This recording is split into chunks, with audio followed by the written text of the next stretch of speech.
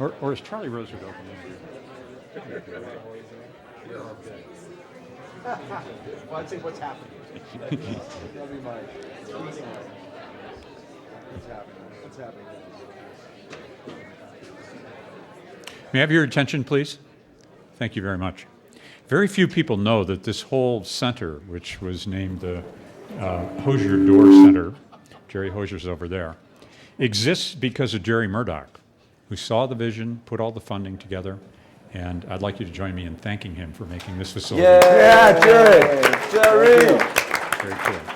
And my name's John Doerr, and my privilege is to introduce Gerry Murdoch, who will introduce to his right, your left, Ev Williams, who is going to introduce Biz Stone, who's going to introduce Dwight Caines, who's going to introduce Rick Finkelstein. This is what we call retweeting. And Twitter is an extraordinarily exciting company. Gerry Murdoch is an investor from Inside Partners into Twitter. I am not, regrettably, and I know we're going to have a really great session. So, Gerry Murdoch. Thank you very much, John. Appreciate it. Well, now I'm really glad I helped out with this building. That's great. First of all, we're here. The title of our little talk today is The Twitter Effect on Culture and Film. So we're going to try and find out what's so important about Twitter, or film for that matter. But first, let me introduce the panel. To my right, we have co-founder and CEO of Twitter, Ev Williams. To his right, we have also co-founder and master of all things at Twitter, Biz Stone. To his right, we have Dwight Caines, Sony Pictures. And to the far right, we have Rick Finkelstein, who's vice chairman and chief operating officer of Universal Pictures. So without too much further ado, let me get into something about why the movies are important. I went out and found a couple of quotes that I thought were relevant to help us think about the movies themselves. And the first quote goes like this. Movies can and do have tremendous influence in shaping young lives in the realm of entertainment towards the ideas and objectives of normal adulthood. This is Walt Disney. Second quote is, it's the movies that have really been running things in America ever since they were invented. They show you what to do, how to do it, when to do it, how to feel about it, and how to look how you should feel about it. That's Andy Warhol. And last, you know what your problem is? It's that you haven't seen enough movies. All of life's riddles are answered in the movies. Stuff from Steve Martin. And Twitter. What do we know about Twitter? So to be fair, let's get some comments about Twitter. One such comment from quite a while ago is the qualities that make Twitter seem inane and half-baked are what makes it so powerful. That's Jonathan Ziltran from Harvard Law. Another quote, and this is from Jon Stewart from The Daily Show. John said, "For the uninitiated, here's how Twitter works. I have a F***ing idea. Actually, I have no idea how it works or why it is." And then another tone of a comment that was that I found that was from a guy named Mark Feifel, former U.S. security advisor. And he said about Twitter, "When traditional journalists were forced to leave the country, Twitter became a window to the world to view hope, heroism, and horror. Twitter has been criticized as a time waster and a way for people to inform their friends about the minutiae of their lives in 140 characters at a time. But in the past month, 140 characters were enough to shine a light on Iranian oppression and elevate Twitter to the level of change agent. Even the government of Iran has been forced to utilize the very tool they attempted to squelch in order to try and hold on to power." So those are just some of the comments about Twitter. What I'd like to start off the panel is talk to our movie executives. And first, I'm going to ask you, Rick, when is it the light bulb went on for you about Twitter and it was affecting your business? For me, it was last summer when we released two films. The first film was Bruno, and the second film was Inglourious Bastards. And we have these, usually on Friday night, we know based on Friday night's performance what the weekend is going to be, how much business we're going to do. So we have such a large database that we can predict it with very good accuracy.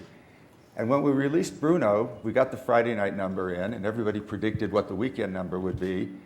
And it turned out that by Saturday morning, the film had dropped substantially below, and our predictions just didn't work anymore.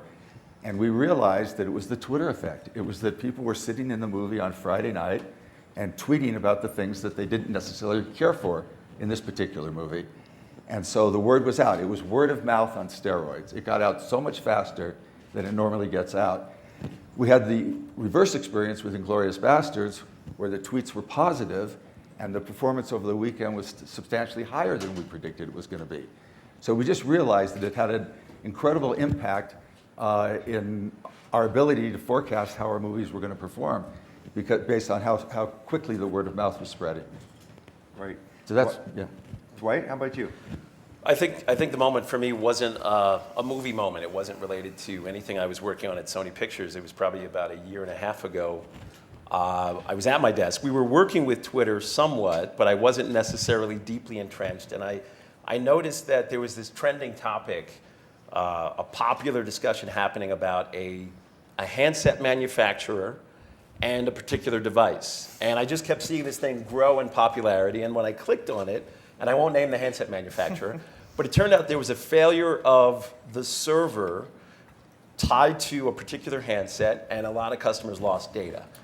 And I realized at that moment that this was really about brand protection and knowing what people were saying about our brands, and that we really needed to be in the real-time conversation. And so as it relates to our movie brands, I think that was probably a moment for me where I said, okay, let's figure out how to influence discussions, because we're launching a brand every weekend in the theaters. And so it was just me watching it have an impact on somebody else that made me go, uh-oh, I better get on this train.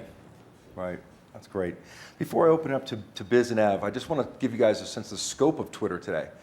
Today, and you guys correct me if this is a little off, I think there's about 134 million registered users at Twitter, with about 330,000 new registrations every day. And those users that are on Twitter tweet about 70 million messages a day.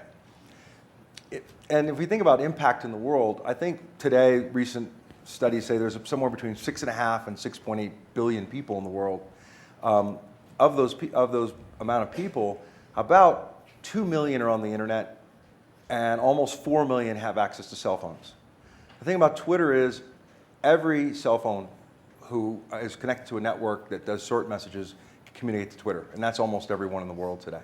So almost half the world, maybe more than half the world, is and has access to Twitter, which is, changing dramatically as we see fit. But having that sort of low and easy access point versus having to necessarily be on the web is an important differentiator about the Twitter network and what it is. Could you guys tell us a little more about, Dev, maybe start? Sure, about what Twitter is. what Twitter is. So Twitter is a real-time information network, is what we call it. We call it an information network versus a social network, which often gets lobbed into the category of social networks. But the difference is Twitter is a way to keep up on what's happening in the world that you care about, primarily. It's also a way to broadcast messages and information, but that's sort of a secondary thing. And it's also a way to keep up with people and maintain relationships. But the relationships is really probably the third thing that Twitter is versus a social network, which is all about communicating with people you know in the real world. Twitter, the shape of the relationships in Twitter is much different than a social network, where it's you're my friend, so I connect with you on the service, and therefore we can exchange information. Twitter is anyone can put information out there, and if you're interested in them, you follow them or subscribe to their feed, and therefore it's much more open. And you can search and see what anyone's saying right now about the Aspen Ideas Festival. Whether or not they're your friends, it's just information people are putting out there that's open in real time and relevant, and you just tune into whatever you want. Great. Biz, do you have something to add to that?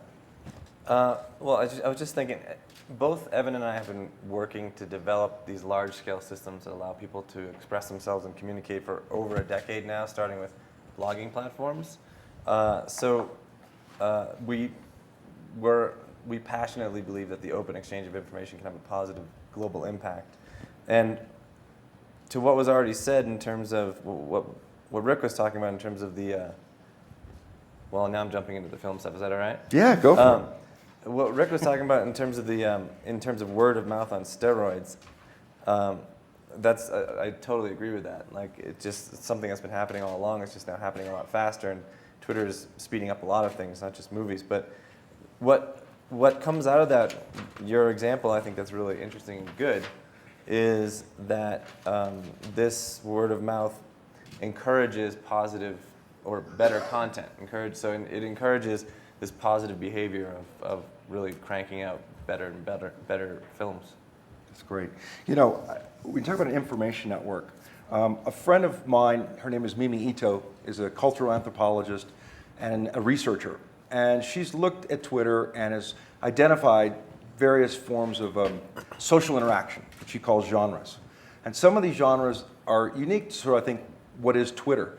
One, which some of us have heard about, I think, which is unique to Twitter, is this idea of a famous or notable person broadcasting to a mass audience. I think second, you know, there's this thing called a threaded conversation, which is identified by a hashtag or a list where there's an ongoing conversation that exists on Twitter. Third, there's something which is called spreadable microblogging and the spreadable messaging, where is identified as maybe things that are retweeted. And those are just some of the areas that are conversations around this water cooler on steroids, or this word of mouth on steroids that's happening, is that there's different types of conversations going on, and they're unique, and individuals can join them in different ways.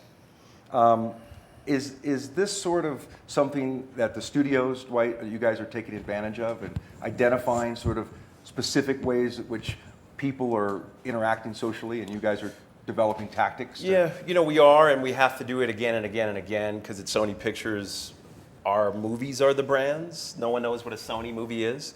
And so Karate Kid was our brand, Angelina Jolie, and Salt is our brand. So we have to always sort of hone the ability to create conversations.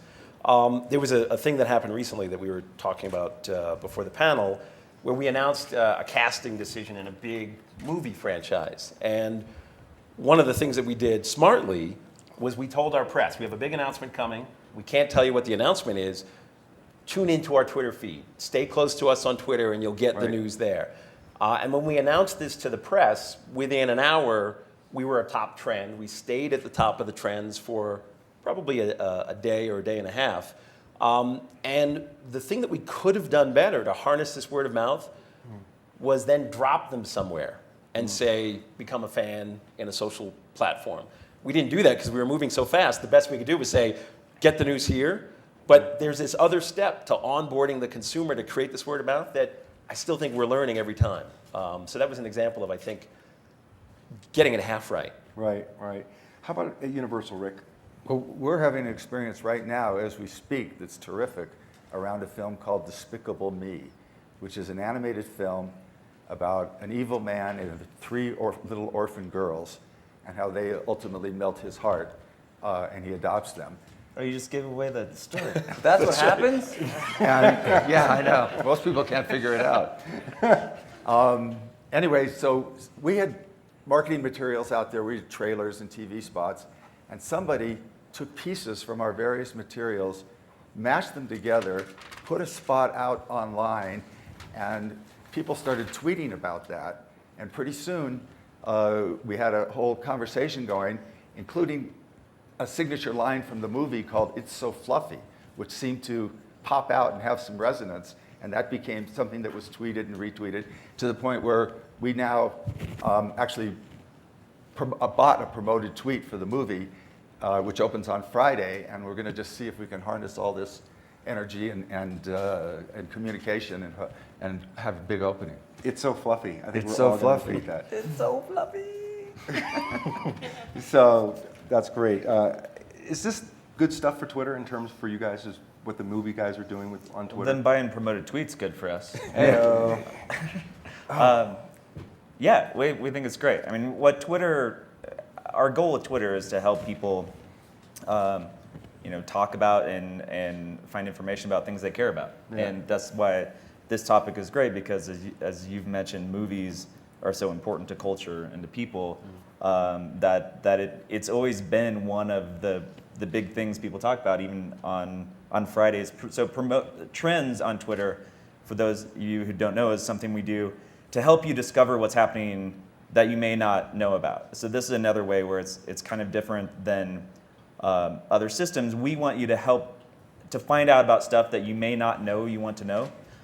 So we have algorithms that look at the millions of tweets being generated per hour, and we say, well, suddenly there's a lot of people talking about this phrase or this entity, and so we bump it up in this list, and you can say, oh, what's that? And we just do a search on it. And so that's always been a way that around elections, for example, that was a trend for a number of weeks, and people get this insight into things without having to know beforehand that it's happening. So those movies have always been in that list. Almost every time there's a big movie opening, they pop up there, and you can very quickly, one of the nice things about 140 character limit, of course, is that you can get the gist of what someone thinks about anything very, very quickly. So you can scan a list of tweets about a movie and say, and here's a little trick if you want to try it, put in the movie name and say, and the word saw, and you'll get the people who saw the movie versus those who are just talking about going to see the movie, and it's like reviews right there. That's great. This? Wow. Well, to answer your question, do we like the movie guys using Twitter? And I'll echo Ev's sentiment. But there was a study that came out, I think it was HP Labs, that Right. Twitter can be this extremely accurate predictor of what film, which film is going to, be successful at the end of the weekend. And the study came out before we had these promoted trends and promoted tweets, and it was so great to read it, because it was like, okay, Twitter can predict which movie is going to be successful by the end of the weekend. If only there were a way for studios to give that a push. Yeah. And we were like, oh, there will be soon. But the other thing I think that's fun about all of this in general is that the sense that I get, because I'm a huge movie fan. I love going to movies, and what's fun about all this movie talk on Twitter is that it's making it so much more of a shared experience. Yeah, which it is. I mean, mean, going to the movies is a shared It used to be experience. that, like, back in the day, there was only a few movies that would be like out for a long time. Now there's a lot of movies, but you get a chance to like really connect with other people who loved it, and get a real sense of it. I do this, what Ev just said. Like first I look up where the movie's playing at a time that's relevant to me, and then I quickly do a scan of Twitter, like what are people saying, and if they're loving it or if it's fluffy, then then we'll just jump in the car and we'll go to the movie. So can I ask you a question? So how does, like on that HP study, they're just following tweets, and somehow they can determine based on the content of all these tweets, they were able to predict the weekend box office on particular movies with great accuracy. How is all that information analyzed? How are all those tweets analyzed to come up with? I mean, there are logarithms, I guess, that do all that. Well, yeah. I mean, we make our data available for this sort of thing. I'm not exactly sure how they analyze the data. Yeah. I'm not sure if they just looked at volume or actual sentiment, Oh, but I suspect they must have looked at sentiment, or they couldn't have been that They accurate. could have been doing a Yeah, I sentiment don't think. analysis. Yeah. Yeah. Sentiment's kind of notoriously hard, but there's some tricks where you might be able to make it work for movies. In fact, there's a couple news sites I've seen recently that are taking they're just using Twitter API and pulling out all of the tweets that have to do with all the movies that are out right now, and they're sort of doing this crowdsourced review and analyzing the sentiment of it, and it's pretty fascinating. This is a great lead into how is Twitter changing culture? I mean, it seems that what we're talking about is people are consuming information in a different way. We used to just look, I mean, today most of us still consume a lot of information and news by looking at television, looking at a newspaper or magazine, And now it seems that through Twitter, which comes to you in a stream of information, that people are consuming it differently and behaving and interacting with it differently. Have you guys seen that, and are you trying to take advantage of that at the studios? I mean, for us, you know, the great news is people can consume much more information. I think people are, you know, if you think about digital natives, people who just grew up with technology, like my kids who are 10 and 7, this is going to be their world. They're never going to see a newspaper. They're never going to get ink on their fingers, ever. They're never going to see a cassette player. This is the way they're going to get data. And they are multitasking in a way I'm not able to do. And so I think tools like this allow them to consume information at a rapid clip. I think the challenge is, and the risk is, that we become a little bit of a soundbite community, World, yeah. right? Where we, if it's not 140 characters, then don't waste my time with it. So you have to spend the time and click on the link or follow up on the story and see what's happening within that trend. But I do think it's a fantastic tool. I mean, we use it all the time just to see what's the perception about a movie, an actress, an actor, a character, the idea of doing something. And then it's in the suite of other tools that we use. Right. But you also include, in some of those tweets, or people include little links to trailers. And so it's also a way to spread information about and get people to watch videos. I believe, what does it have? 1 in 4 tweets has a link into it? Yep. So it's not just a small message service, but it's a headline, which often, 1 in 4 times at least, leads to other forms of content embedded in the message. And the people have a choice of pursuing that or not. And is that something you guys look at in terms of wanting to see more of embedded content into the messages, or?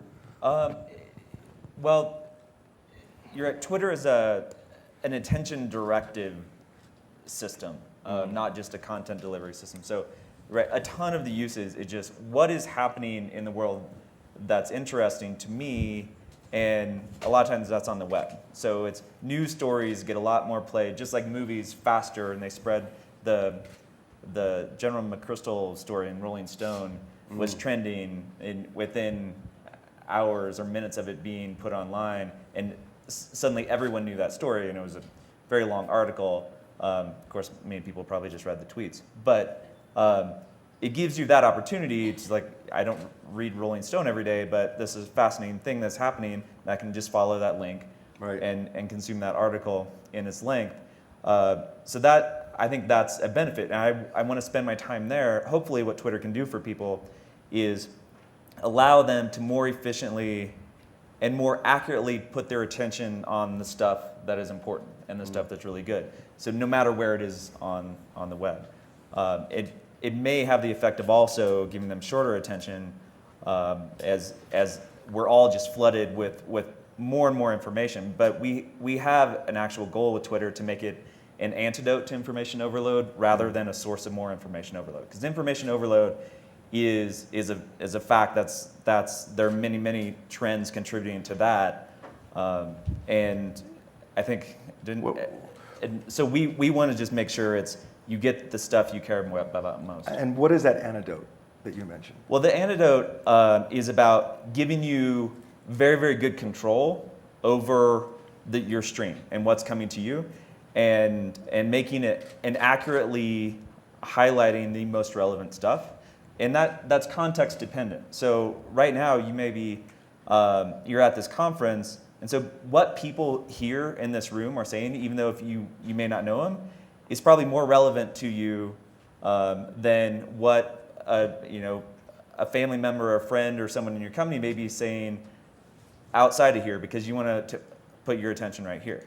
And what that person is saying, once you go back to your office next week, person in this room may not be interesting to you. Right. So we want to build, so location and events and are things we're looking at to help hone your information stream based on your current interests and based on your current context, so you can use your limited attention as efficiently as possible.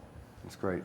Rick, are you guys using tweets in any unique ways to look at research or sentiment about your films? And how's that changing your whole way you do business? You know, I think it can be a very valuable research tool. We haven't started using it for research yet, but it's something that we're talking about and thinking about, and I think that there's a lot of information to be gleaned. I mean, there's so many different ways you can You put some, once, I mean, we use it for research in the sense that once we put out a piece of marketing material, we can see what the response is. Right. And then you could tweak it, you could change it, you can response- alter it in response to what people are saying about it. Right.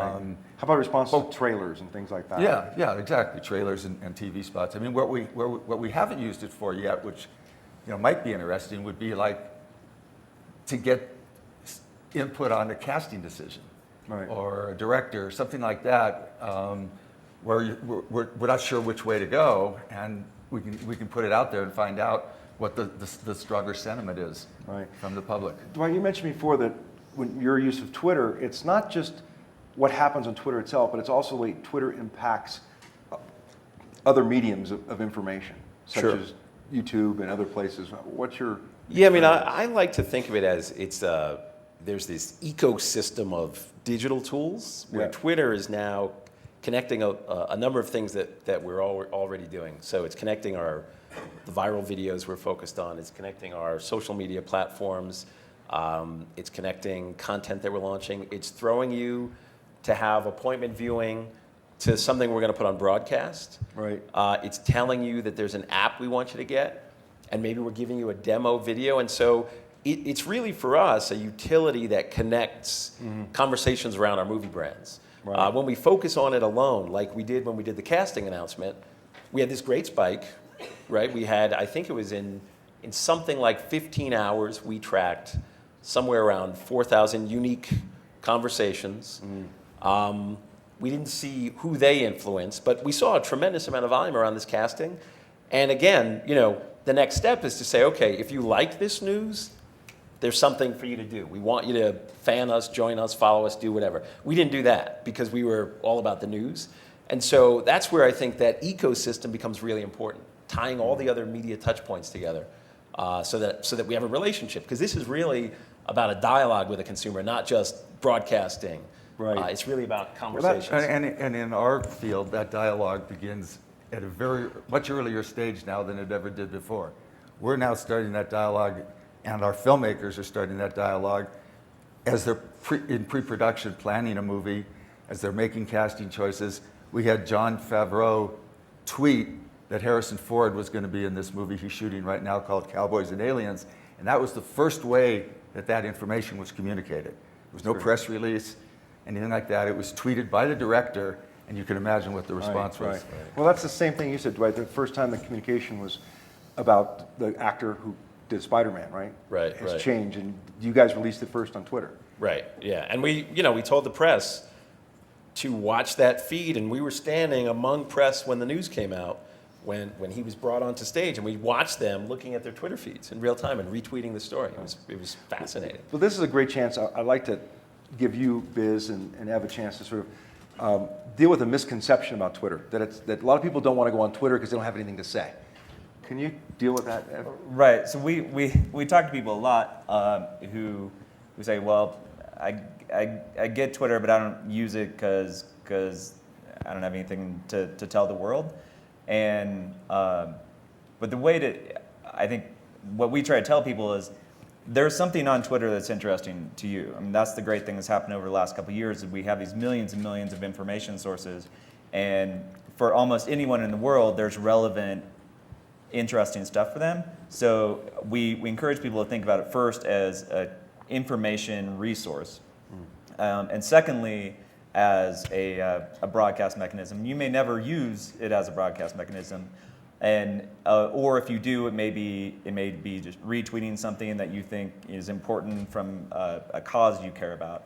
But guaranteed, we've sat people down, and this is something we need to work on and help make the product walk people through this process in general. But we've sat people down and said, okay, what are you interested in? What do you do?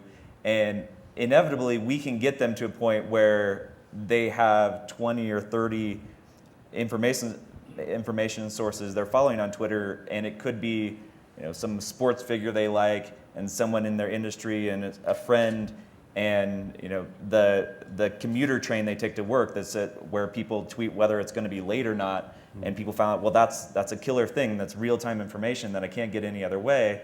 and here's what the special of the day from this restaurant, and there's this infinite amount of stuff, and they're like, oh, I get it now. This is something I can check all the time, and it's a more efficient way to get information than I otherwise So would. there's a lot of practicality in mundane events in your life. Exactly. I mean, that's and what the vision that we have is that this is, a lot of the usage, of course, is happening on the phone, and Twitter should be an information superpower that you carry around in your pocket that makes you smarter and helps you make better decisions. It's great. There's probably a pretty good reason why there's over 800 million search queries per day on Twitter. There's good stuff in there, and people want it. People want at it. Wow. You mentioned earlier, Rick and Dwight, about some of the tweets that the talent put out and how that changes things. Is this changing the studio's relationship with the talent too, and the individuals involved? A little bit. I mean, it's terrific when you have filmmakers who are current enough and that they're using all the tools available to them to help get people interested in their films. We've had to sort of, with some of these filmmakers that do a lot of this, we've had to sort of step back and let them do their thing and not be as controlling about how information gets out. That's how it's changed the relationship a little bit. Which is different for studios. Oh yeah, You know what I mean? We you're like used to be controlling controlling. everything. Yeah. We have an actress in one of our franchise pictures who we wanted to tweet from the set, and she'd never used Twitter. And so we literally sent somebody over with a mobile device, and we set her up, and she now, in 9 months, has almost 400,000 followers, and she's a prolific tweeter. And there was a time when... She's quit the movies now. She's That's just right. There was a time when we actually, though, had to tell her. She left a meeting at the studio where she thought it was a good meeting. She thought it went well, and she tweeted that. And so, there were a few things where it got us a little nervous about what was being said, but we had to take a step back and say, at least it was a good meeting. Yeah. So openness and transparency, it might be part of the reason she's, and who she is and what her job is probably part of the reasons she's got so many followers, I assume. And openness and transparency is sort of the heart of Twitter. Is this part of the reason, Biz, you think that it's taken off so well around the world and why it's so meaningful? I actually wanted to mention something you threw out a while back, Sure. which is you asked how is Twitter impacting culture, and there was a and you're also talking about how you're consuming now more and more news and information in your Twitter stream. Right. And there was a study that came out recently, I think it was last week or something, saying that when you look at your Twitter stream, the same level of oxytocin is released in the brain as you get when you get a hug from somebody. They call it the hug hormone. And one of the things that I think, in terms of impacting culture, that Twitter does is that it, by its open nature that you just referenced, it has the ability to, you could be waiting in line at Trader Joe's, and you can look down at your mobile phone, and you can see what's happening to somebody halfway around the world in a troubled political regime, and you are suddenly walking in their shoes like you would never be able to do before, and that's us getting in touch with our innate ability to empathize, and the more we can get in touch with empathy, and the more that happens, I think the more we begin to realize that we're global citizens. We're not just citizens of one nation or one state or whatever. And if we can begin to come to that kind of alignment, I think that we could see, since we're at the Aspen Ideas Festival, let's go a little crazy here. We could begin to see possibly a new era of enlightenment where we begin to work more closely together as global citizens, and we see a lot more progress in the areas of health and Does this mean better hunger. movies too? And better movies. Well, we already established that. If you make a bad movie now, you're dead. So you got to make a good movie. Well, or at least maybe Twitter's also helped to find the right audience, because what's a bad movie for someone is a good movie for someone else. I mean, when you did Karate Kid, I'm sure it wasn't obvious who the perfect audience was for that movie, right? Yeah, you know, you go into a movie and you want everybody, right? But you know that there's a segment that is probably going to be tough to get. And on that movie, we knew parents and kids would go, but we thought about moviegoers who weren't coming accompanied by an adult. They were the hardest person to get. And that was actually one of the ways in which we focused on social tools like Twitter to get a 15-year-old kid who's not being brought to the movies, who's going to get dropped off. How do we actually talk to him about why this movie's relevant? And so we did certain things by connecting games we built to Facebook, to Twitter, so they could tweet out their status branded with our game just to get into their dialogue. You know, I mean, I think we're always going to now have to look at Twitter as a part of a campaign. You know, that's really changed, and I think The it's most expensive part, right? Yes, exactly. We're going to put all our money in Twitter now. Forever. You heard it here Will you first. sign? Yeah, so how does it feel, I mean, for you guys to actually have a sense of the audience? Because, you know, historically, you guys haven't had a direct conversation or communication with the audience. Does that in itself, you know, change the way you think about what you're making and who you're making it for, and how you find that audience? Well, so now you're sort of going into how can we use it to help guide us into which films we should make. Yeah. We haven't used it in that way yet, but it could be a very good research tool in that way, I think. Yeah, yeah. And what are the kind of things that Twitter has in terms of tools for these guys? I've heard something called resonance that you guys have added to promoted tweets. Can you describe yes. what that's all about? Yes. What is that? What is that? What is that? Are you resonating with this audience now? Well, if we had the feedback mechanisms like we have on Twitter, we would know. But what resonance is a score. So the way we've approached monetization on Twitter and that ad platform is we want to be very organic and useful for people. So a promoted tweet it's a tweet. So an ad is a tweet. There's not an ad format that's not a tweet. So it's the same format that people come to Twitter to consume. And these promoted tweets show up in search right now. So if you search for Despicable Me, which Rick has coming out this weekend, you can see all the people talking about it like I described before, up to the second. But now what we allow them to do is buy the top slot. So not terribly unlike Google's AdWords, where you can do a search and we call it promoted tweet. So that we promote that up there. But in order to make sure that is relevant for people, we measure very carefully how people engage with that top tweet. So there's a lot of ways, because Twitter is not purely a broadcast mechanism, it's two-way. There are no messages that can't be acted on, and so there's things like replies and retweets and favoriting and just what that account normally, and we call that resonance. We calculate a score we call resonance, and we compare that to what this account usually gets for resonance, and if it's not high, then we drop it off. So even though they would pay for it to be there, we drop it off because we have a signal that the audience isn't finding that very useful or relevant to what they're looking for, so we get rid of it. And if we get rid of it, they don't have to pay for it anymore. Nice. And nobody has to see it because it's not good. So it works out for everybody. I just wanted to add, on Karate Kid, we had a promoted tweet, and the interaction rate with this message was higher than we'd seen on any banner advertising. So the volume wasn't as big as, you know, buying the homepage of, you know, MySpace or Roadblock on Facebook, but it was more engaged volume. Yeah. And we saw, you know, 6% interaction rate on this, right. where banners don't click through at more than 0.0 something %. So when we looked at that, we said, listen, we know we're resonating, and maybe the fact that we had a music video with Justin Bieber helped a little bit. I don't know, but Justin Bieber helps. helps a little bit, right? Yes. But it really was a more engaged audience when we did the tactic of the promoted tweet.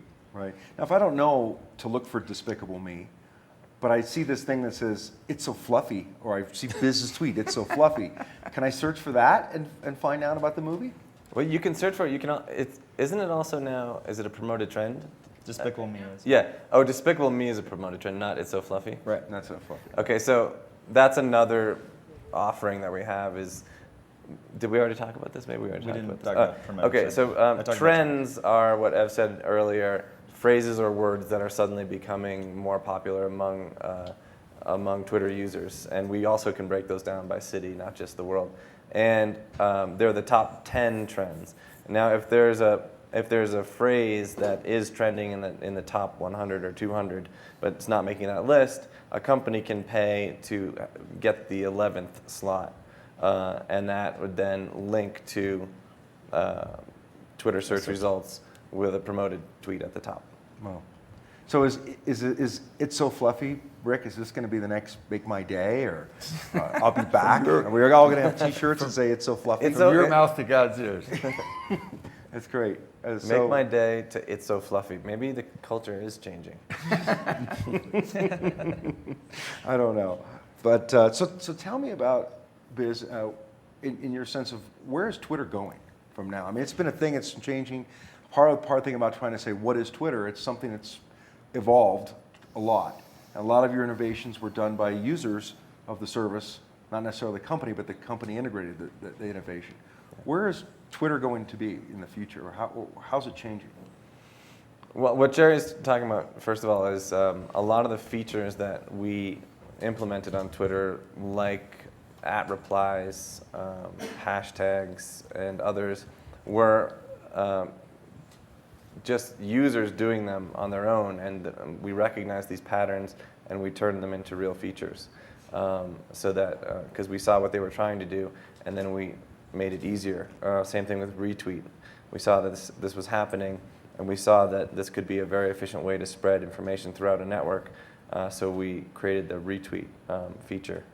Now where it's heading, Ev was already starting to talk about this a little bit, but the idea is that there's all this information inside this real-time information network, and there's people who need this information. One example that just always, we kind of throw around the office a lot, is that there was a guy driving across the Bay Bridge on his way to Oakland from San Francisco, and a giant cable fell down in front of him. And he stopped his truck, and he took a picture and he tweeted it. Now, the people who follow that dude in the truck would have seen that image. But at the time, I lived in Berkeley. I would have liked to know that the bridge was falling down before I left the office myself. So I would have liked Twitter to know, just where I am, what time it is, and deliver to me double Bridget back home, or take BART or something. So the idea is, let's surface the right kind of information at the right place and the right time to people. I sort of jokingly call it the search results you didn't know you needed until we gave them to you. Right, right. What kind of things would you like to see, Dwight, change in Twitter? It's we talk a lot about time spent in different mediums and how much budget we allocate toward the media, and so my team and I are on a mission. Since I run digital marketing, I'm on a mission to get more budget, and it's important though that in the movie business it's about motion pictures. So some iteration of Twitter that allows me to more easily send video. Whether it's with a preview thumbnail, or I can preview it while I'm on my page, or those things would be really exciting for me, because again, it's when you steal money from a moving broadcast medium and you invest in digital things, you don't always get. Did he say steal We money? we do steal money from the other medium, but you don't always get the impact when you run an ad campaign on the web. You don't see it overnight the way you see it if you buy a Super Bowl spot. That still moves the needle. Whether it's efficient spending or not is a different conversation. So I'd love to see some integration of video. Write that down, Biz. I'll write that Better down. video. We'll see what we can do. that We'll see if we can help you with that. 5%. Rick, you got a chance? You want to add that. something to that? In terms of what I'd like to see From Twitter, From yeah. Twitter. What would make what you're doing more meaningful or more interesting? Or maybe even you need to ask these guys where you think that they should do. What questions do you have in your mind for Twitter other than what they're going to be? Well, not related to my business, just more general questions. Sure. Well, I have one that's been, it's the simplest questions, but it's been bugging me since the day I heard about Twitter. Why 140 characters? That's a very easy answer. The limit on international text messaging or SMS is 160 characters. And when we first set out to create Twitter, we knew, as Gerry said, that it's almost 5 billion now mobile phone accounts in the world. We wanted tweets to be able to be consumed or read in their entirety on any device, whether it was a feature phone, a smartphone, or a computer. And so we decided to leave a little bit of room for the author's name.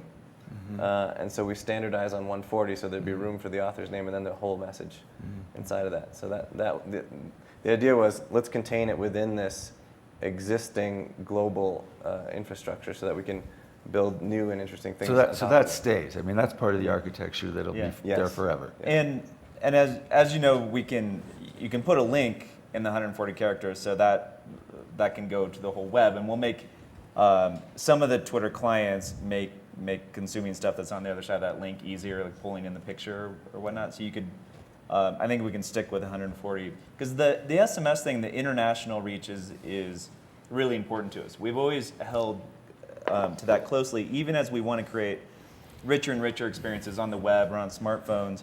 It's extremely compelling to us that we can provide an information service to, as Biz always says, the weakest signals all around the globe, where 140 character information about a storm that's coming in to a farmer in some remote region who doesn't necessarily get weather reports but has a mobile phone.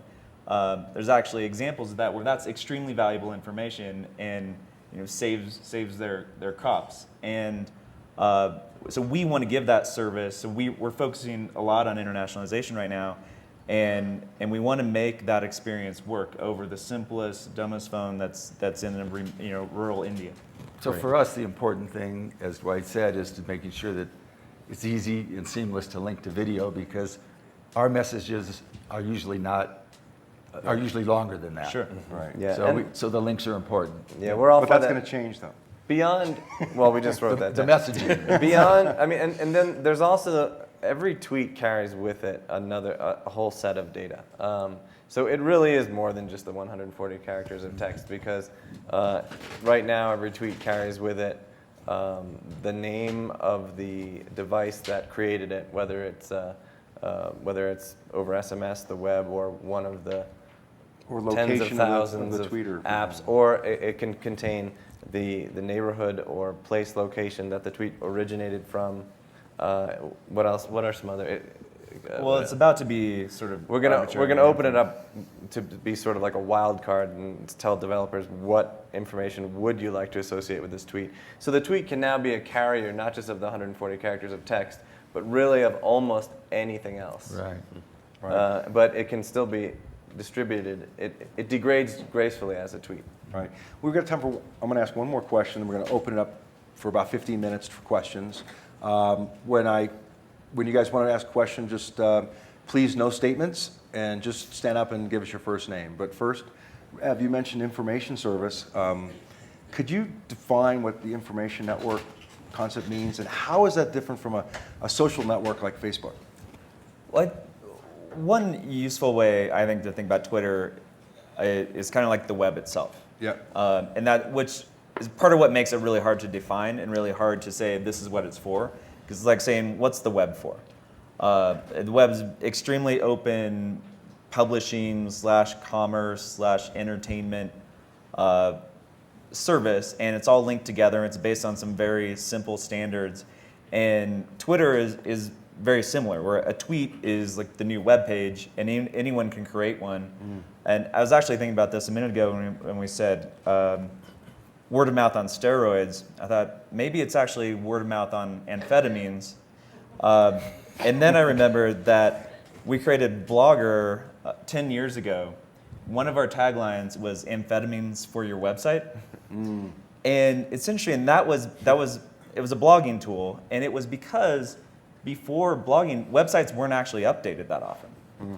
Some from news organizations with complicated content management systems were, but what blogs did is they gave anybody the ability to have a thought and then put it on their website. So websites started changing a lot more rapidly. So that was part of our pitch. It makes, And that was fast 10 years ago, blogs. And now we've lowered the barrier quite a bit more. And you've given us a lot more information. Yeah, sorry. We should probably stop calling it like on steroids. We're gonna get banned from the movie industry, just like the sports. Yeah, the MPA. Twitter's banned. No Twitter. You're juicing your movies. How about it's something on popcorn instead of steroids? Why don't we change it to that?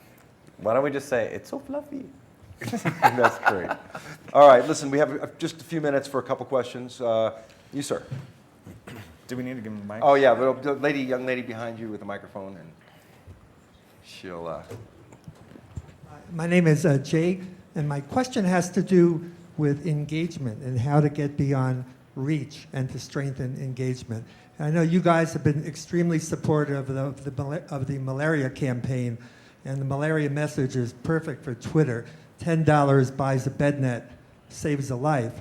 And the UN Special Envoy for Malaria has put together this group of 50 social media envoys for malaria, each of whom have upwards of 1 million followers. And they've been able to reach 50 million people at a time with the malaria message. That's the reach. But if you look at the frequency of retweets, for example, or if you look at the amount of money raised when people go to malarianomore.org, it didn't happen. And so the question is, and if I look at, say, Ashton Kutcher, who's got God knows how many followers, but people who were following him frequently are also following 400 other people. And Right. so that doesn't mean that they're engaged in every tweet that he puts out. So the challenge, as I see from a pro-social point of view, is how to strengthen that engagement, getting beyond reach. That's Right. Do you want to? Okay, I just want to, I'm actually a member of that special envoy.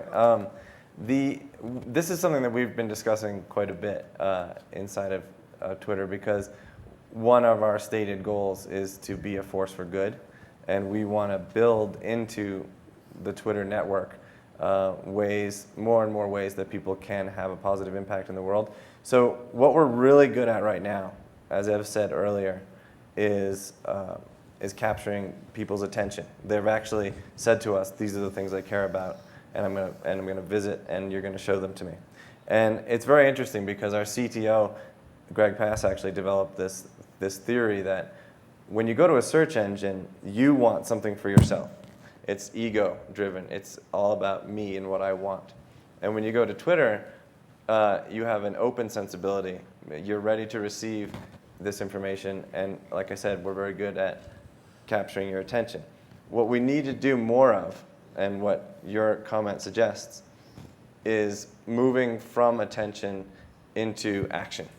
So we need to make it more frictionless for someone to say, I care about that pro-social campaign, and now I want to do something about it. And if we make it really easy for them to do something about it, and we build it like we did Retweet, we build it with network effects in mind, I think that we can have, it'll be easier for people to do things, and it will grow, it'll spread virally. And that way we'll be able to have much more engagement with these pro-social things. I should also add, just as a point of interest, promoted trends. We didn't really talk about this much when we launched promoted trends, but along with promoted trends, we are building promoted tweets. Along with promoted tweets, we're building promoted tweets for good. And that is, those are specifically aimed at companies that want to promote pro-social tweets. And the idea there is we will build this idea of doing good into our monetization platform from the beginning, so it scales as we do, rather than waiting till we have money and influence and going back. So we're working on it. We also have seen many campaigns that have been pretty successful Yeah, for that's true too. raising money. And the Text 909 for Haiti campaign, that wasn't powered by us, but Katie Stanton at the State Department has told us when they released the campaign, Twitter is definitely one of the main drivers of just awareness for it.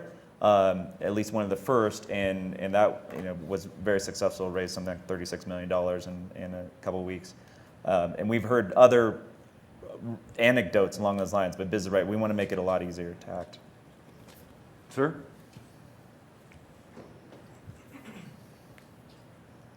Thank you. I want to explore with you for a moment your sleeping habits. The fact that you, in just like 5 years, have created something that has such enormous financial. 3 years. It's 3 years. Okay, less than that. We Okay, slept the 3 other years. 2. Yeah. We may have to ask about your Maybe you sleeping should have gotten up habits. earlier. 3 years. But it has such financial, social, and political impact, and it's 24/7. I have 2 questions. First of all, when you're going to sleep at night, knowing that when you wake up, something as a result of Twitter could have changed the world, and maybe good or bad, how is it when you do go to bed? Do you go to bed easily, or do you go to bed very nervous? And with respect to that, the issue of responsibility. Do you feel a certain responsibility, and if so, how do you deal with it? So, yeah, sometimes I think, to answer your question about going to sleep, sometimes we pass out, and other times we just lay there thinking. We don't sleep together, by the way. But you are co-founders. And we are happily married, not to each other. But now I've joked myself out of the second part of the question. What was this? Do you feel responsibility? Oh, responsibility. So one of the things that, and Ev, you'll probably have something to say about this, but one of the things that I'm attracted to and inspired by is this idea that, you know, we've just had tons of mistakes. We've made tons of mistakes. Lots of bad things have happened and good things have happened. And for me, whenever something goes wrong, it's an opportunity, I think, to show character. And so rather than being nervous, and in fact, this is a little weird to say, but and maybe Ev doesn't feel this way, but I'm always a little bit excited when something horrible goes wrong, because it's annoying. Because I feel like, okay, now is our opportunity to show what we're made of and what our character is.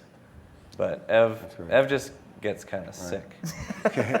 We've got time for one more question. The lady back there, next to John C. Brown. Yeah, you. My first name is Mary. Listening to you, I'm wondering whether Twitter can save lives. So in our transparency work at Harvard, we worry a lot about how long it takes the government to identify auto safety defects, for example. So, you know, drivers usually know when their car is rolling over or the accelerator is stuck, but they often don't share that information with anybody. So have you thought at all about whether you can be a force for aggregating that kind of information? I haven't thought about that particular. Yeah, not version the not the automakers per se, but certainly we have thought about you know, emergency or life-threatening situations and how Twitter, and not just Twitter either. Ev mentioned earlier rural farmers getting weather reports. There have also been tests that give out text messages about health for pregnant women in developing nations. You know, where it's a very long trip to go to the doctor. So when they're not so sure they should bother going, they send a text message and they get a message back telling them you better come in. And so text messages, information given at the right time can save lives. To answer your question, I think it's very possible that yes, in aggregate, enough people mentioning something isn't working or whatever, could surface and force an automaker or somebody to address it earlier. I mean, that would be my hope. Great. Okay, I'm sorry we're out of time, but thank you very much. Thank you very much.